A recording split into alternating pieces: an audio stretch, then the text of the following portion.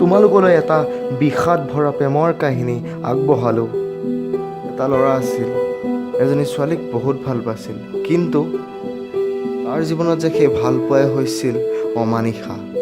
অমানিশা সি সঁচা অন্তৰে ভাল পাইছিল সেই ছোৱালীজনীয়ে তাৰ লগত কিয় কৰিলে সেই প্ৰতাৰণা। এতিয়া তাৰ দুখৰ চকুলো উচুপি উচুপি দুগালে ববলৈ ধৰে।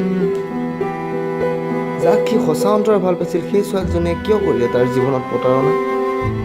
কান্দি কান্দি ভাগৰি পৰে ল'ৰাটো, কিন্তু তাইক বাৰে প্ৰতি সোধে, তাই উত্তৰ নিদিয়ে। বাৰে প্ৰতি ভাল পোৱাৰ প্ৰস্তাৱ দিয়ে, বাৰে বাৰে ছোৱালীজনীয়ে বুকুতে লাত মাৰে।